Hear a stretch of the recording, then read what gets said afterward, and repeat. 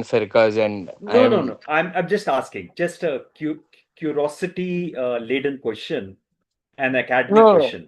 no. I don't Although belong to any firqas, Perfectly fine. and also Perfectly by fine. birth I'm a like what hybrid. Like my mother belongs to some other, yeah, and my father. So Okay, there's nothing perfectly that fine. I carry. Yep. Wonderful. No, in fact, when we look at ourselves, hi Dikshant, when we look at ourselves, migration and diaspora as a course becomes very easy to understand, because when we will go through this course and we will go through various units, you will realize a lot of times you are able to relate to all this, because all of us are migrating, all of us have moved, how things have changed before marriage, after marriage, for men, for women. So it becomes a very interesting way to understand the course. Agreed, And agreed. then you are able to relate and say, oh, acha, aise bhi to ho sakta hai. And it also helps you in writing an answer to an examination. Okay, when you have to give an example, it's a very easy way to give an example. so, I made you Agreed. host Okay, now. I'm sorry to interrupt. I made you host okay, now. okay, You okay. can stop from your side anytime you. ठीक है, Okay. perfect, perfect, I'm perfect. leaving now. Okay, see you then. See you later. We'll wait for another 2 minutes and then we will start. Maybe meanwhile you can set your PPT. I can try that. Hang on. Share.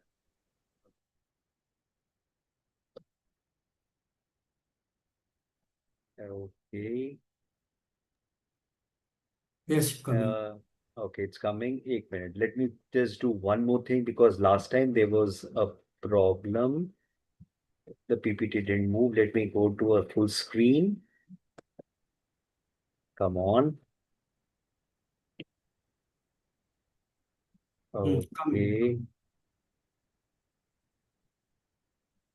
Uh, are you able to see it move?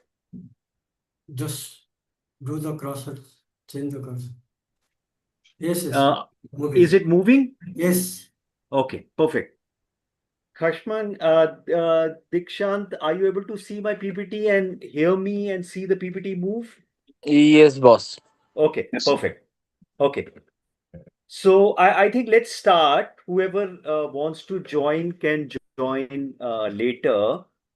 What we will typically also do, at least in my classes, you can stop me at any moment of time. Are you comfortable with English, or should I keep switching between English and Hindi? Guys, Anything Perfect both. works. sorry? Yeah. Dikshant, you were saying something? Yeah, we say anything works. Okay, We'll be ठीक okay है. with both. So I'll go with English, and in between, if there is something that you want to me to explain in Hindi, I can do that, because I'm bilingual that way. Number one. Number two, you can stop me at any moment of time to ask a question, or to share an experience, or share something related, non-related, because the idea is it's an interactive thing, even though we are not in a classroom. Number three is the fact I will also share with me my WhatsApp number in case you want to ask a question separately on WhatsApp. I have shared my number. My name is Abhay Chavla, and I've been taking these classes for some years now. So you can, touch base with me on WhatsApp, or ask me a question in case you don't want to ask this publicly. As I said, you can interrupt at any moment of time, or raise a hand, or send me a chat, whichever way you want. We do not get disturbed in this class. The idea is, when we talk, there are perspectives which we build up, and we understand the subject a little better. Okay, guys? Okay, thank you. Okay, okay. So we will. I'm doing MDI one, which is core, and there are a lot of core concepts in it. In fact, there are certain keywords that will come over and over again throughout this course in various units. So you would need to understand those keywords, and you could, because they will repetitively come. So once you are able to have a clarity on these keywords and understand them, life becomes much easier. For example, migration, the word diaspora will be repetitively used. Concepts like transnationalism, concepts like globalization. Then there are a couple of other keywords. A keyword called identity. You will have this keyword across units. Identity, belonging, because every time a person moves, we will talk about identity, we will talk about belonging, we talk about migration, we will look at what are the various, and you will see a lot of things will get repeated, will repeat itself, and it helps in understanding the unit better and help you to relate. Okay, let's take it further. Okay, so migration is not a new phenomena, rather, it is as old as human evolution. If you notice, and this is what I was talking earlier, many a times you can relate to this unit and this course by relating to your own self and to the family. We always keep migrating. People used to migrate from one place to another, one continent to another. Even the birth of nation state. Nation state is a much more modern phenomena. Before nation states, people were migrating. International migration relation to the movement across national borders. In fact, many a times during this course, the term migration will be, and when we talk about diaspora, we are talking about international migration. The whole concept of migration is, remember, nation state is a much newer concept. Previously there were no nation states, they were kingdoms, they were feudal lords, yet people would migrate. The subject of migration and diaspora itself is a new study subject, it's a new, subject of study, and the whole concept has evolved over a period of time. So look at the early migration of early humans. You might already know, and in case you do not know, human evolution happened in Africa. Earlier theories talked about East Africa, but later findings have found that there were not just one site in East Africa, but there were a couple of sites in Africa where human evolution happened. And once evolution happened, people migrated. They migrated because of lack of resources. They migrated because, and I'm not sure whether you have monkeys coming to your houses wherever you live. For example, I live in Gurgaon. A lot of monkeys come to my house, and they've been coming over the years. If you try and see their behavior, a lot of them keep moving. They move where there is food. Human beings have this additional thing of following game. Earlier, they were hunting and hunters and gatherers. So they would follow the hunt, and that is how they migrated. We're talking about early migration of human beings 1.9 million years ago. The modern human being is said to have evolved around a lakh years ago.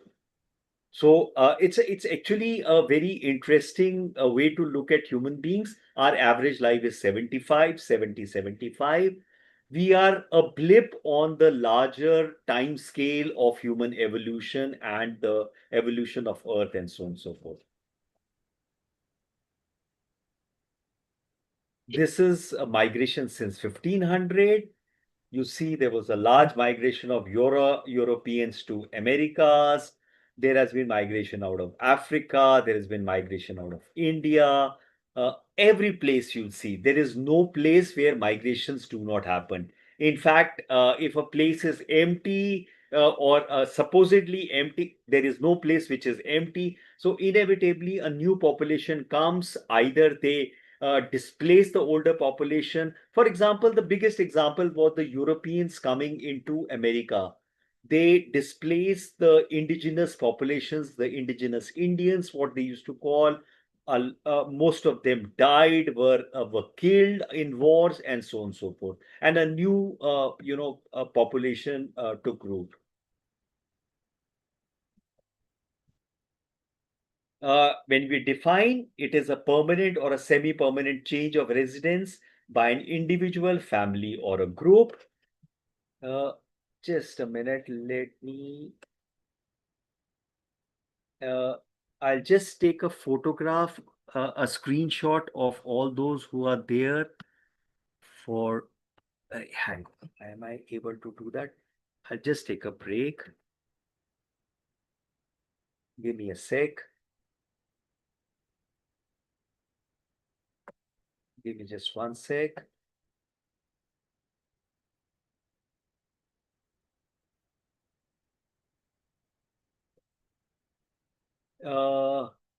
Okay, I think I'll do this. Can somebody just take a screenshot and send it to me, please?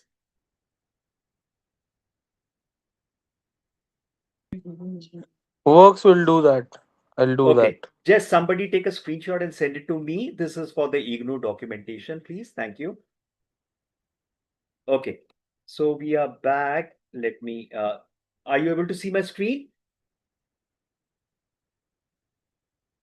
Guys, are you able to see my screen? Yes, sir. Okay, perfect. Migration, permanent, semi-permanent change. For guys who have joined later, please, you can stop me at any moment of time to ask a question or to share something. I have shared my mobile number in case you want to WhatsApp me. Migration is caused by various factors: better economic opportunity, lifestyle, educational, demographic imbalance, family unification, calamities, climate change. There are multiple factors, and as you go along, you will study. There are, the economic and non-economic factors in migration. Again, as I said, something constant is migration. People migrate all the time. Migration can be voluntary, it can be forced, it is internal, it is international, it is temporary, permanent, regular, irregular, as the most complex component of population change. And you should also understand the fact when populations move, it actually helps in terms of innovation. It helps in changing of cultures. There are new cultures which evolve. Cultures include food habits, dress. A very interesting nugget of information. A lot of people feel that guava or amrud is an Indian item, is an Indian fruit. Actually, and while I'm talking, you can cross check all these things parallelly. Open your Google or whatever browser you use and keep checking it. Guavas was introduced to in India by the Portuguese. The apples came from Central Asia. And it's not just the modern nation states or the modern world. If you if any one of you has seen the latest movie, Odysseus, you will see one of the element of Odysseus is he strings that bow. He When he marries Penelope, he's supposed to sting a bow. The same is there in Ramayana with Ram stinging the bow for Sita. Or was it? No, sorry, it was Arjun, I think. Arjun who was stinging the bow. So even the epics during ancient times, there was a lot of borrowing of ideas, of culture, of the way things were. Words was used across. We have a city in North India called Nu, which has come out of Noah. So there's a lot of borrowing which happens, and remember, since ancient times, people were moving. They were travelers. There was missionaries. There were these religious scholars. There were all these people, and they were exchanging cultures with each other. Important network for diffusion of ideas, information, social and economic change, human adjustment to economic environment and social problems. So migration, as I said, one of the most constant changes which was happening was migration. part of the process of transformation of social structures, institution, and entire global political economy. So we will be quoting some of the scholars. Uh, if you can, when you are answering a question, say for example, when you're answering an assignment, you can quote that. When you're answering your end term examination, whatever you can remember, you can quote. There is not a, and typically, most of the time, even in the unit, if you see, there is something called citation that we do. So, for example, if you are quoting a scholar Castles, more often than not, in the self-learning unit, you will see Castles and the year in which he said the following. That is the academic way of going about the scholar and the year the person quotes from. In fact, when you see the references in the self-learning module, it would also say the person, the year, uh, and the text or the book from which the quote has happened. Citation is the way you make sure that you're not plagiarizing in academic writing or in academics. At a macro level, migration is the result of decision made by individual, the rational actor. We will also see as we go along in this course under various unit that it's not just the individual. There are many more factors which lead to a migration decision. It is not so simple. It's a complex thing.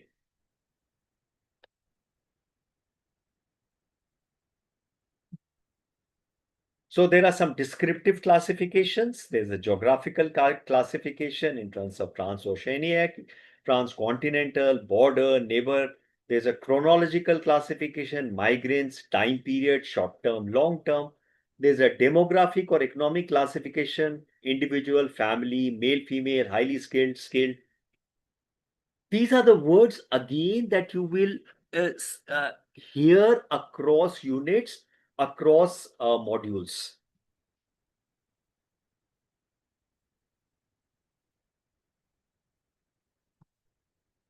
Then there's a political and legal classification.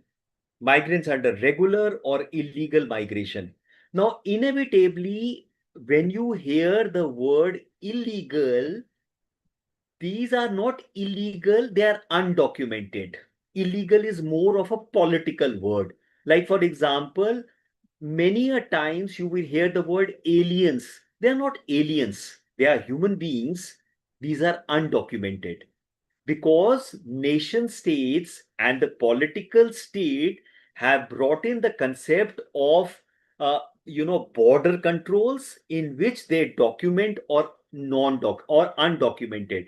Remember, historically there were no nation states. People would migrate to wherever they want. They would keep moving. They did not. And what is a border? There is no yeah, Kashman, you wanted to ask Yes, something? yep. Yeah, bolo. I wanted to ask, एक second, just कि because they've brought in these political borders and what do we say boundaries. Correct. This would never allow migration to be measured, right? Migration can never be measured as such. Measured in terms of we cannot have that document or what do we say a crisp number or crisp way to measure it, right? So So Kashmir, what happens typically? There is an international organization of migration which tries to find out the number of migrants across the world in various nation states. They measure it by, let's say, they take a sample. Now, inevitably, most of these, measuring is done by sampling. So if agreed. you so if you ask five people in your neighborhood, where are you from? And three say that they are from, let's say you are in Bombay. You ask five neighbors, where are you from? More often than not, four out of five or five out of five are not original inhabitants of Bombay, but would have come, parents, grandparents, from somewhere else. Now that would give you an idea about how many people are there in a particular place who have not been born there. That is called international migrant stock. Oh. And the second thing is flow. So typically when you go from one nation state to another, typically you will either take a train or you take a plane. When you get down, there is at the immigration there is a counting in terms of where you are coming from. That's a flow, migration flow. But besides the flow and the stock, obviously there are these illegal migrations or and undocumented migrants which are there everywhere. So you approximate. There are models which are created which approximate the kind of migration which is happening. Okay. So we can never get that number. We can, like, we are just trying So to get so close to it, I think. correct, correct. So, for example, they are saying that currently international migration or international migrants is about 3.9% of the total population of the planet. Hmm. And they are giving a number. So, there is a certain amount of approximation. It's like a climate model. They can say that it is going to rain based on certain variables and certain parameters fed into a climate model. There is never 100% Exactly. probability or a guarantee. Hmm. Okay. Hmm. So, on the basis of the what do we say, major language that has been developed with respect to migration, or a basics, what do we say, information that they've collected majorly, uske base Yeah. pe they try to, like, what do we say, They try and appropriation for the correct, whole correct, migration. correct. Yeah. Approximately these many migrants are there. Hmm. Oh. Approximately these many percentage of in. So inevitably now, when you hear for example, there is a lot of talk about illegal Bangladeshis in India or illegal migrants in America. Hmm. The political rhetoric will not give you a number, the percentages. That's a Oh. political rhetoric. In the actual. Can I add also one point? Ha, yeah, please, Yes, Sada. yes. Because I was listening this talk and flow. Okay. The flow is which are moving in the sense there are circular migration, there are migration which not settled fully. Like many are going to USA, there maybe 20 years, 10 years, eventually they may come back. Some may settle. So once settled, this is stock. Like diaspora is a stock aspect, migration is a flow aspect. But both are related also. But so far as there is no permanent settlement, it is a flow. So that way also we can think. Hashim? So far it is not permanent settlement, it is still a flow. Kashman, are you able to get the sense of it? No, I'm saying the migration has two aspects, migration, stock and flow. Okay. You are discussing about flow and stock. No, no, no. Sada, Kashman's question was how are people able to figure out how many international migration as migrants are there? So I introduced the concept of stock and flow. I'm not going there still. We are just Okay. introducing. No, I We are I just was introducing. just sorry guys. I was just saying कि migration can never be apt as such. Like वो कभी भी एकदम सटीक नहीं हो सकता, ऐसा मेरा बोलना हाँ, था. बराबर, बराबर, बराबर. And It उस is पे, like, हाँ, sorry, बोलो. हाँ, अभिनय sir was telling me कि the ways that, like, how they appropriation करते हैं वो डेटा एंड ये सब कलेक्ट करके, एंड देन दे उस पे से they come to some what cumulative ideas about कि क्या चल रहा है, and how the flow is happening, what is the structure, अभी क्या चल रहा है, कितना माइग्रेंट्स है, क्या है, they decide it. But the number can never be perfect, the number is never perfect, that is that's what I true. Am saying. That's true. Correct, correct. So you have got the idea. Have the rest of the people got this idea, guys? Yes, sir. The rest. Okay, perfect, perfect, perfect. I see. Slowly we are introducing concepts. I do not want to introduce too many concepts at the same time because this way you will be pakka in terms of the basics because these are core concepts. Two basic features of which we talked about: stock and migration flow. Stock means a measure of the number of international migrants at a given point of time. Flow means the number of persons arriving or departing. Both measures are necessary to assess migration trends and provide complementary insights for policy purpose. Because you can only make a policy based on some measure, na? You can only manage something when you measure something. जब आप measure ही नहीं कर पाओगे तो how do you? Okay, okay, Sada, bye. So इसीलिए you need to both these stock and flows are the way things happen. Now inevitably interesting part is when city planning happens, how many times are the city planners measuring as to how many people are inflowing into a city, how many people are outflowing, and based on which policies are coming. So for example, when a policy, for Sorry, example, Abhay, you are not audible. Sorry. uh, can you hear me now? No, sir. What happened to? Yeah.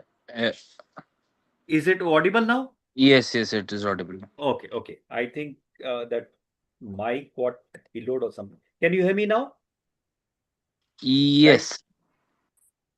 There was a hesitation. Can you hear me now? Yes. Okay. Yes. Everybody can hear me? Yes. Okay, perfect, Yes, perfect. yes. So what I was telling you is about inevitably, unless you measure, how will you make a policy in terms of, say, for example, in terms of urban planning?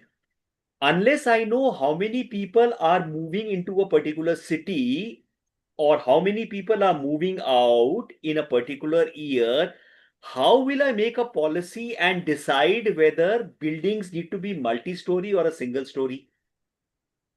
For example, is there a measurement of the number of migrants which enter into Bombay every year? And if there is a number, then there should be a correspondent policy in terms of where will they stay. So you would need to have housing places, you would need schooling, you would need water facilities, you would need electricity, you would need infrastructure, you would need public transport. And unless this is shared with the public at large, how does this planning or policy making happening? And now you extrapolate it internationally. So if a country does not know how many people are coming in, how many people are going out in a year, how do they make policies in terms of education, housing, uh, urban facilities, infrastructure, welfare, etc., etc.? That is why both these measures are necessary. Okay, guys? Okay. Yes. Okay, okay, perfect. Yeah, somebody was saying something? Uh, Nikita, Momita, did anybody of you say anything? No, sir. Okay. Let me come back to my PPT. Okay. This is a snapshot of types of migration. Now, in this, you will see some new words have been introduced. Undocumented includes smuggled, trafficked. You know what is bonded labor. Irregular, undocumented, illegal adoptions. There is another word called circular migration. Circular is that I will go out, for example, if I'm a student and I want to study in the US, I go there. And then after my semester is over, I come back. But when my semester starts, I go back and then I come back. Or for example, if I'm a labor, Qatar holds the World Cup and they need labor for building up a stadium. I go and do a job. After the stadium is built, I come back. Circular migration.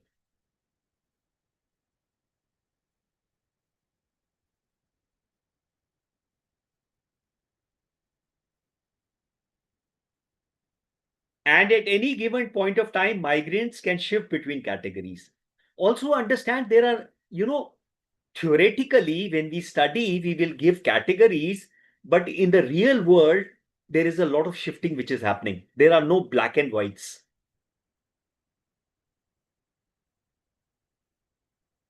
Okay.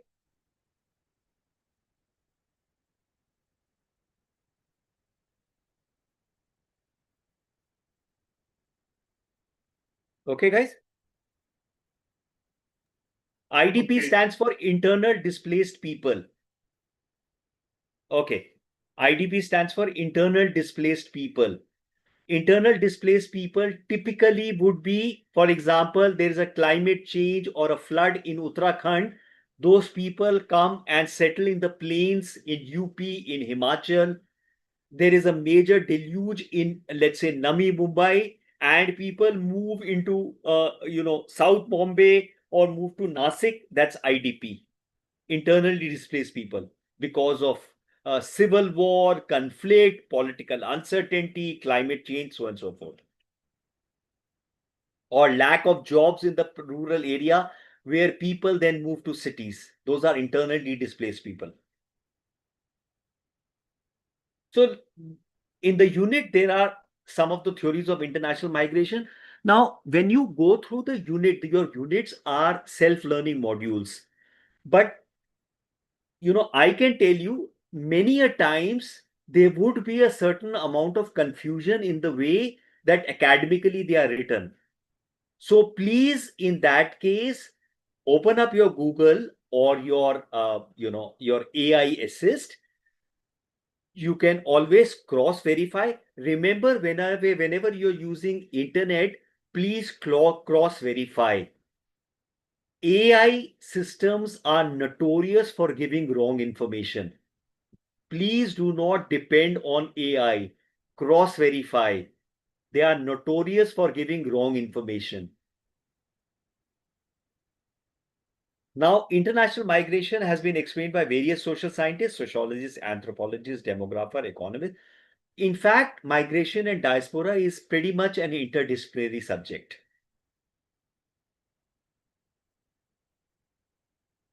I will pick up a couple of theories. There are other theories. I don't think so per se you need to remember all the theories. A basic idea of the theories will allow you to answer an examination question. Okay? Broad ideas is a great way. You have to, answering an examination is an art. So, parallelly, I keep talking about answering an examination.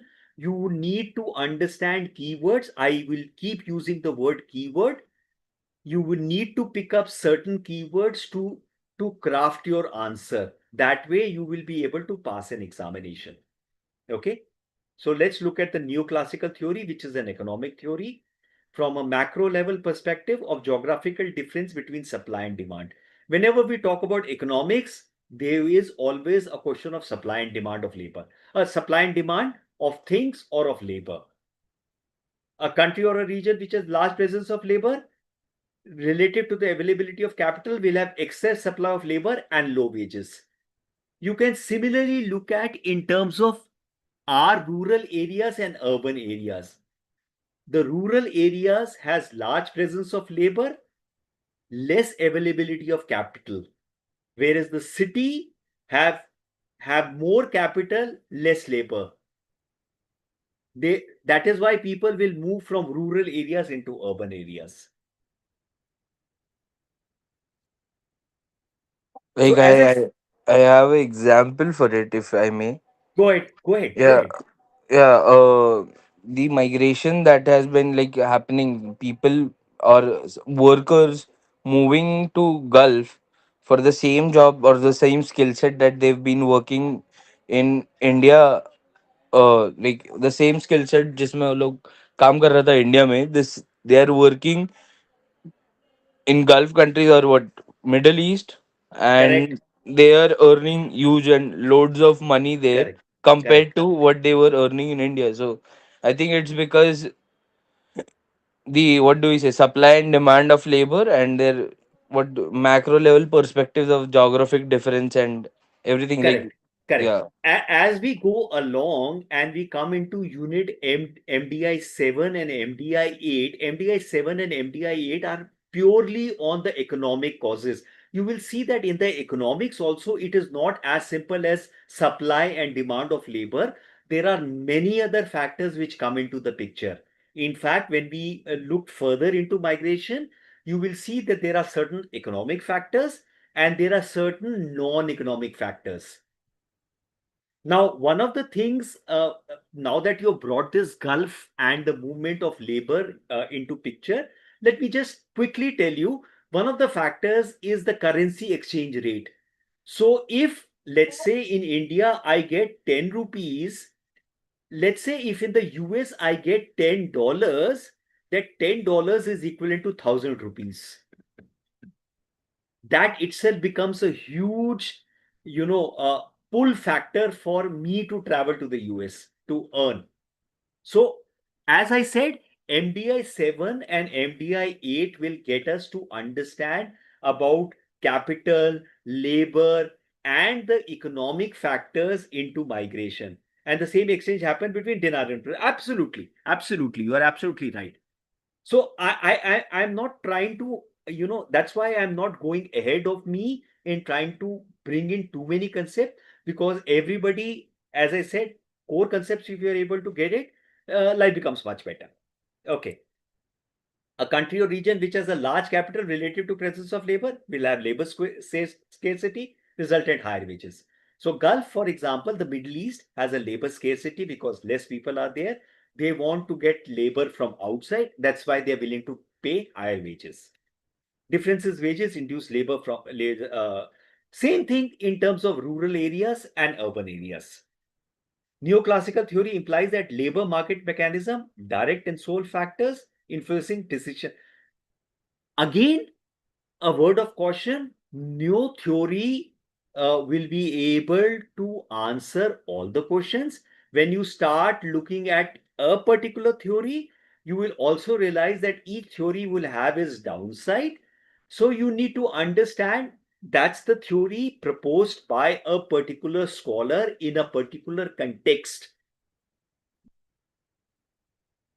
When the time and the context change, the theory is found to be wanting and a new theory comes up. So many a times, you would question and said, why this theory? This is such a, it has got so many flaws. Then a new theory comes, it has got its flaws. Remember, it is all time and contextual basis. Okay.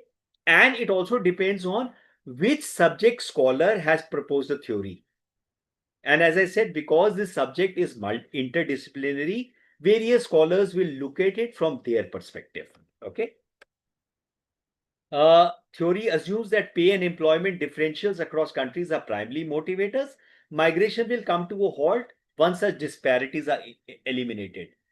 So essentially, the rural urban migration will come to a halt once the wage differences equalize, or money goes back into rural areas. Once people in rural areas have money, they will stop migrating. But we know that does not happen. We will see further why. As of now, that's the neoclassical theory.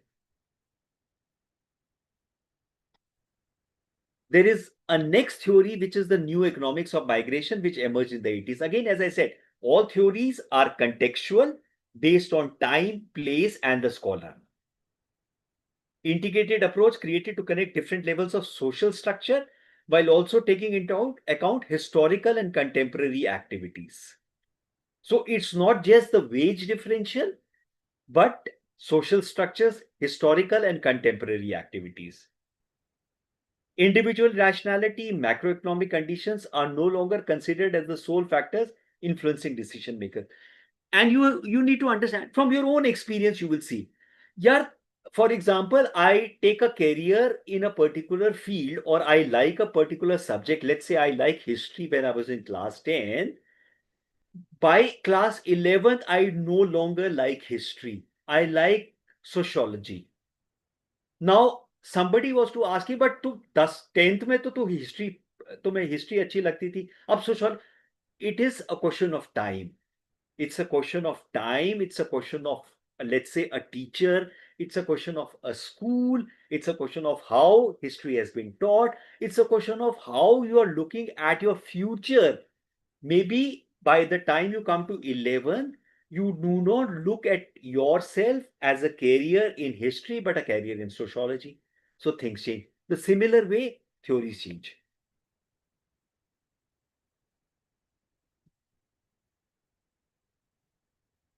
Economic improvement in sending nations may not mean the end of migration. On the contrary, it may increase the strain on migrants. A rise in the return on local productivity may make migration more appealing. So, for example, in fact, when I become rich, the chances of me migrating are more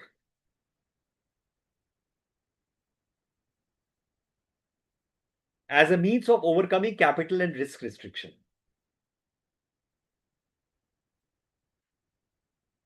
Guys, are you able to follow this? Uh, I did not follow that. Can we please? So initially Yes. in the neoclassical theory, it said that okay, देखो, uh, I am I am okay. Let me give you an example with rural areas and urban areas. So Maharashtra के किसी गांव में there is no employment, but Bombay में there is an employment and you're getting decent wages out here. So a guy migrates from a village into Bombay. Now, once he migrates into Bombay, he starts sending money back home.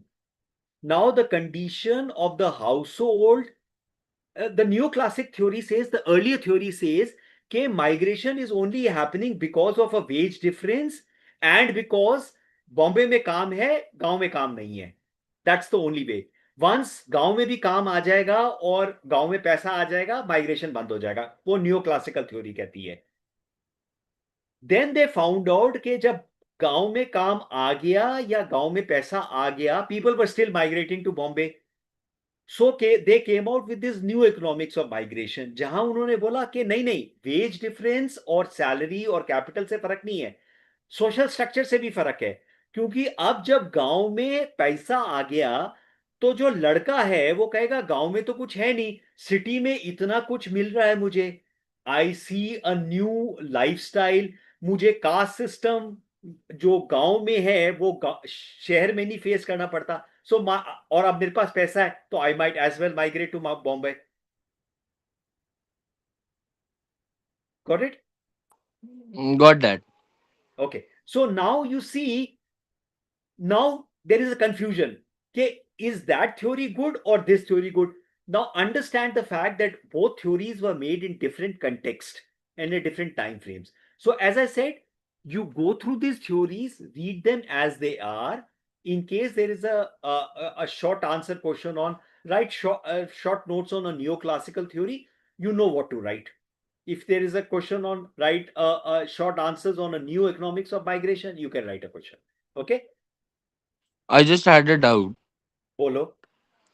When we are learning or when we are discussing a topic, any topic, and there's a particular theory with respect to a certain context that we are studying right now, Correct. and somehow I do not believe or I do not think okay, that is going apt with the context that we are studying in. Okay. So how do we tackle that? Do I raise this thing or what is it? How what is the So, process? so see the Just wanted to point. know that. So the point is, when we are talking about international migration, theories are a way of simplifying the whole concept. For example, जब हम international migration की बात करें, we will say why does what causes international migration. So when academicians study a particular aspect of society or a particular aspect of, let's say, migrate, when they were looking at migration and say क्यों हो रहा है, what are the various factors, they created a theory for you to understand it a slightly better. Now, you have to, when you are studying a subject, the theories are a way or a key to help you understand the subject. Now, now, now in our understanding of a subject, there are two complications. One is acquiring knowledge to understand the subject, and Two is to answer an examination to pass a paper. Some students join a particular subject to, pass a paper to do a career movement. Some people join a particular subject to understand the subject and can subsequently lead to a career change. We are trying to cater to both sets. Are you able to get what I'm trying to say? So Yes. I am parallelly trying to get you how to pass an examination, and at the same time I am giving you, keys or shortcuts for you to acquire more knowledge in case you so desire. Got that. Okay, perfect. So I am trying to make it as simple as possible out of your SLM, your self-learning module. In case you find your self-learning module, in fact, I found the SLM sometimes a little circuitous and confusing. Whenever I find an SLM to be slightly circuitous and confusing, I simplify it.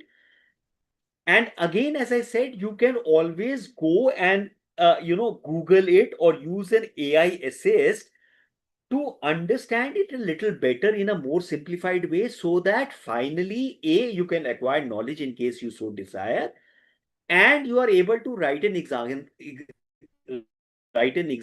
because one of the key areas of joining a subject is to also pass that subject to be able to get a degree, diploma, or whatever it is. Correct?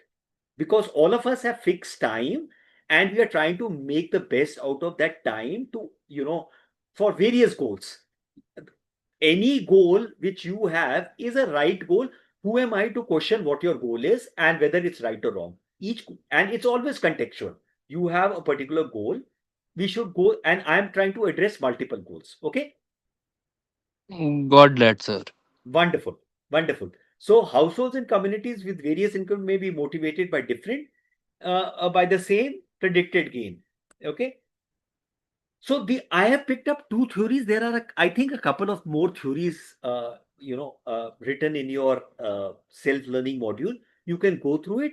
More often than not, I don't think so. Your end-term examination will be, a theoretical based in terms of write the various theories. So I don't think so. You need to mug it up or something. One or two theories basically to get a sense of how international migration happen in terms of how the theory says it. Okay. The next term that we talk about is mobility,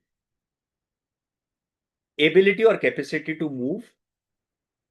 Now, there is a difference between mobility and migration, and that is why I thought I should introduce the term mobility. Ability or capacity to move is mobility. When you're moving from one place to another place, that's migration. And more often than not, whenever we talk about the term migration, we are talking about international migration. Now, mobility need not be about a person. It could be about flow of goods through space and time. And mobility, so there is a separate subject called mobility studies. There's a separate subject called migration studies. There's a separate subject called diaspora studies. Try not to get confused out of it. As far as possible, let's keep to migration and diaspora. Remember, in migration, there is a sense of mobility, but mobility is a larger aspect. I just introduced it. I'll leave it at that. I will not confuse you further. Okay. Movement, but another aspect of mobility is the absence or limitations of movement. Remember, when we talk about migration, in case a nation raises its borders or entry restrictions, obviously it will have an impact on mobility and hence migration.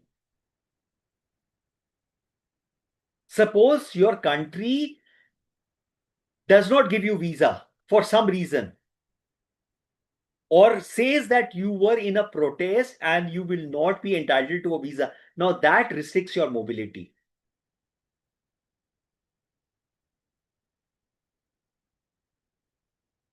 So mobility study also looks at individual groups or material, what makes one more mobile than the other, characteristics of individual groups or material, characteristics of the combination of the two. Again, as I said, I just wanted to introduce the concept of mobility because time and again you might come across the term mobility. Now it is confusing. What is mobility? What is migration? Remember, it's the mobility which allows you to move, leading to migration. But mobility is much more than human. It is about goods and other stuff. So I brought this two slides on mobility, and we come to diaspora. Diaspora is a population scattered across regions which are separate from its geographical place in reference to people who identify. So now the question is, what is the difference between a migrant and a diaspora? All migrants, diaspora comes out of migration. So when you migrate from one place to another, let's say you move from India to US, you are a migrant in the US. Now remember, these are all subject specific, these words have come. But a migrant does not become a diaspora unless certain conditions are met. Pardon, what? Sorry. Can you please repeat that? So all migrants will not become diasporas unless certain conditions are met. So all diasporas are migrants, but not all migrants are diasporas. Guys, do you get this point? Yes, sir. Yes, sir. Okay. All diasporas are migrants, but not all migrants are diasporas. We'll see as we go along, there are certain conditions to be met for a migrant to become a diaspora. Okay, so let's take this. Now, the concept of diaspora or the diaspora studies started with the Jewish experience and was marked by the destruction of Jerusalem and the dispersion of Jews to areas, especially Babylon, with a sense of captivity, exile, alienation, and isolation. So, when the diaspora studies as a subject started, diaspora was known as as a victim, as a captive, as an alienation, as an isolation. It had a negativity associated with the term diaspora, victimization and negativity. And the whole concept of diaspora studies started with the study of Jews. That's how it started. In the postmodern world, however, the concept was radically reordered in response to growing transnational. See, we have still not introduced the word transnationalism, yet the keyword is coming. Transnationalism, a simple, when you look at it, English word transnationalism is beyond the nation. If you Google transnationalism, it is beyond the nation. Now, inevitably, whenever a person travels, he is beyond the nation if he connects back. And in today's world, we are all connected. So you might be sitting in the US, but you are WhatsApp connected to your family back home. You are doing a video call, you are talking, you are able to take a flight within 15 hours and come back home, which was not there earlier, because once you traveled earlier through a ship, the chances of you coming back were almost nil. That's how things have changed. That's how the whole concept of diaspora itself has changed. Economic engagement, formal citizen have evolved in recent decades, making the transnational engagement more dynamic and substantial. That's why the whole diaspora studies has evolved.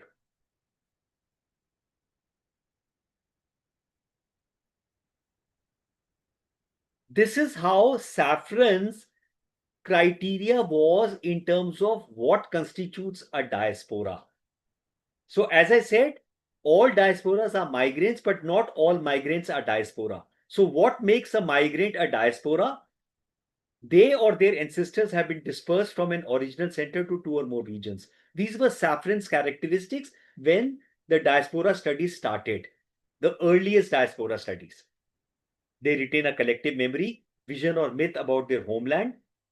They believe they are not and perhaps can never be fully accepted in their host society and remain partly separate.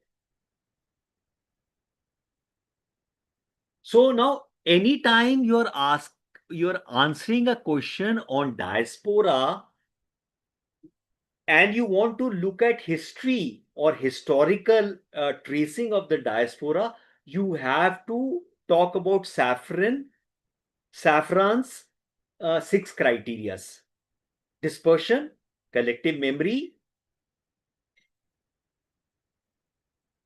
uh, uh, listen, at the end of the day, migration itself also, there is a sense of belonging and victimization. Remember, migration is not a simple phenomena. When you move from one place to another, there is a hardship involved. There is a new culture that you there. There is a sense of discrimination you are there. But what happens in diaspora is there is a whole group of people who are connected to each other.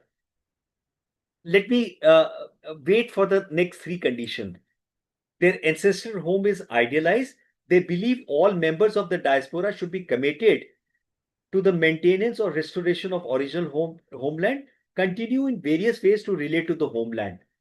So when the indentured labor from India went to places like Fiji, Trinidad, Sri Lanka, Myanmar, or the Far East, they coalesced together.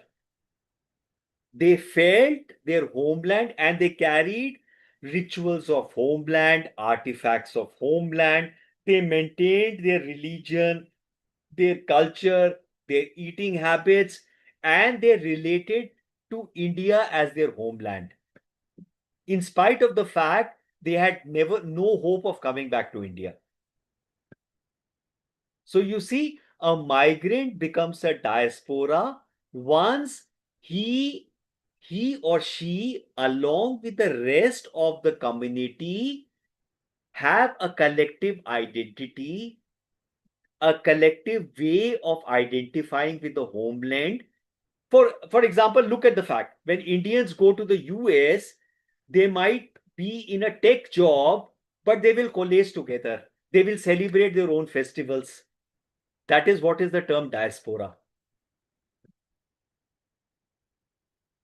Guys, got it?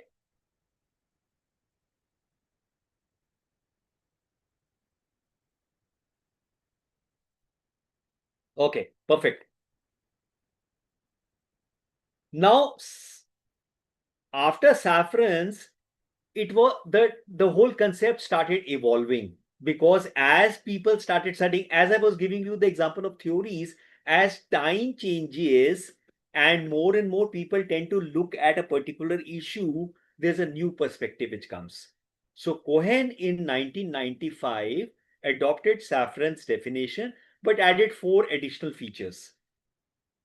Diaspora should also include scatting groups with aggressive or voluntary purpose, should possess a strong connection with the past that acts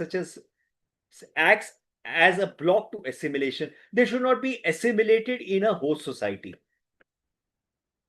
Should be definitely positive rather than negative. The whole Jew concept of diaspora was negative. We have been scattered, we have been forced to go out, we have been victimized. Diaspora should also be positive, according to Cohen. Common identity. Remember that I was telling the keyword identity will keep coming time and again. With co-ethnic members in other countries, overseas students, refugees, and economic migrants. So there is also a possibility that migrants who have gone outside do not want to relate to the host country. For example, a lot of Indians who went to Fiji now do not call themselves Indians or non-resident Indians or any to do anything with India. They call themselves Fijians. It's a question of identity. It's a question of what is beneficial for them. And we shall see during the course how there are various examples of either which way. There will be certain people who will relate. Everybody will negotiate a particular place for themselves, which gives them the maximum benefit. So Cohen, changed this particular way and identified 5 types of diaspora: victim, refugee, imperial. Remember when the colonial powers colonized the world, there was an imperial diaspora. Britishers who came to India, they formed the British diaspora in India. Then there was the labor service diaspora, indentured labor, Indians, Chinese, Japanese, Italian, trade business professional, Lebanese, Chinese, cultural hybrid, postmodern, Caribbean, today Chinese and Indian. And you will also see that, these are academically categorized. Many a times when you actually go out in the field, you will see there's quite a lot of mishmash. You might have a Jew person doing trading. Remember, Jews were traditional money lenders in Germany.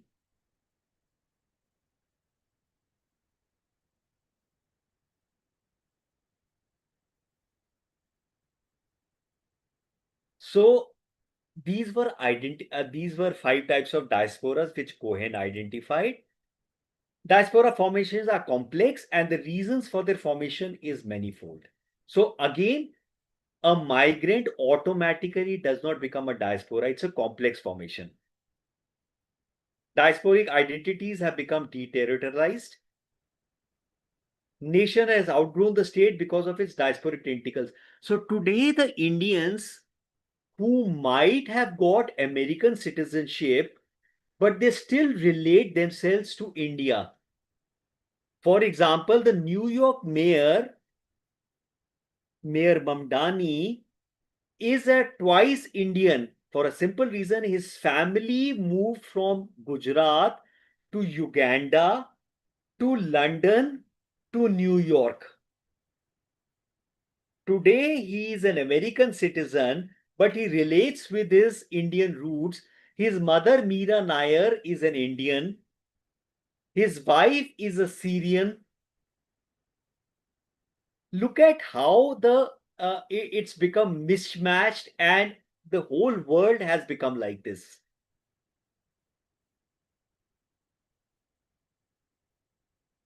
Diasporic identities are constructed and deconstructed in a flexible and situational way. So when we come to the transnationalism chapter and globalization, in fact, I had planned to do both of them together, but I don't think so. I will do both of them together. I'll take this in the next Saturday class on MDI 1. The identities itself keep on changing. Similarly, for example, if you are in a particular city and you have come from another city or from a village or from a town, your identities keep on changing. Your culture keeps on changing. You are either let's say, for example, I, as a surname Chawla, am a Punjabi, but I stay in Haryana. And if somebody asks me, what are you? I'll say I'm a Haryanvi, and I have done my education in Delhi. These are all very different cultures in a small, in a nation state. Think about the fact when you move out of a nation state, how many negotiations one has to do in terms of an identity. Guys, are you able to get it? Would negotiation be the correct word to use? Yes, negotiation is what you do. So today you are negotiating in terms of your identity. Your identities could be in terms of a gender, a male or a female, in terms of a religion, Hindu, Muslim, Sikh, Christian, Jew, in terms of your occupation, a professional, non professional, in terms of the subjects that you study. a science graduate, a commerce graduate, a technology graduate, in terms of your status as a son, as a husband, as a brother. These are all negotiations you are doing, and you're constantly changing in a particular minute. So if you are married, you are negotiating between a son and a husband, and if you have a child, as a father. It's negotiation. The word is negotiation. Similarly, let's say you are in the US, you are negotiating. So, for example, when Mayor Mamdani was elected, on his acceptance speech, he played a movie, a song from Bollywood to demonstrate his Indian identity. The clothes that we wear is a demonstration of our identity, and we are negotiating. Should I do this? Should I not do this? What is appropriate? What is not appropriate? Got that. Got it? And we are constantly doing it. Whether we are outside, whether we are inside, we are constantly negotiating. Defining the term or coming out with an ideal type is often confronted with the problem of applicability. So everything is contextual. And also understand diasporas are not homogeneous, because remember, migration is not a homogeneous process. Migration is based on time, migration is based on class, migration is based on caste, migration is based on religion, migration is based on region you are coming from, migration is based on language you are speaking. So how can diasporas be uniform or homogeneous? No community is homogeneous, no group is, a family is not homogeneous. And to classify diaspora as homogeneous would be unfair, as each case is marked different from the other. What needs to be highlighted here is that every act of migration does not necessarily lead to diasporic formation, which I keep emphasizing. So once you are able to understand the fact that all diasporas are migrants, but not all migrants are diasporas, half of your understanding of this subject is clear. Okay? Yes, sir. Okay. Time has to pass before a migrant community can be called a diaspora. Because that sense of alienation, that sense of coming together, that sense of, that remembering the homeland, remembering your past, remembering from where you came from, that emotional bond is what makes a diaspora.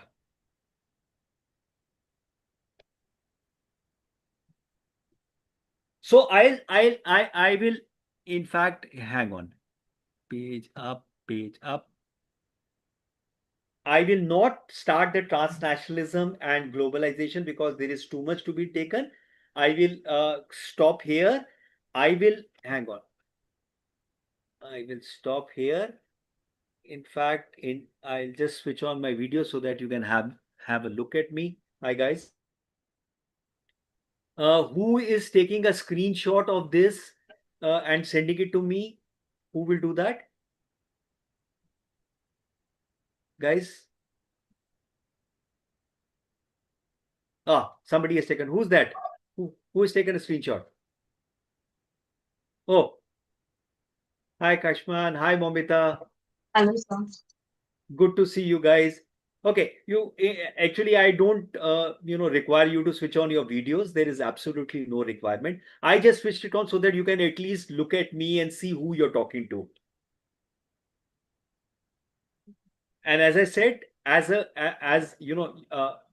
way I like to work it out, it's a way where we share our experiences to understand the subject a little better. And when we share our experiences, talk about various aspect, our perspective, it is much easier for us to follow the subject. Okay. Who took the screenshot? Who took the screenshot? I did. Okay, just send it to me. You have my number. I'll share my number again so that all of you have my number in case you want to ask me a question, send me a message. Okay. Any questions to whatever we have done? As I said, transnationalism and globalization, I thought I will add with this particular chapter, with this particular unit, that is unit 2. But I think I will take it in the next go because we are introducing core concepts and let's take it easy. Any questions, guy? No, sir. Okay, perfect. If there are any questions at any moment of time, you can always, as I said, WhatsApp to me, and or you can take it up in the next class when we meet again. Okay. Works. Okay, fine. So I'll now close this class. I will meet you at 5 o'clock with MDIE1, I think, gender and diaspora, I think. So I'll meet you at 5 o'clock for today's final lecture, and then we will take it on from there. Okay, guys? Thank you. Okay.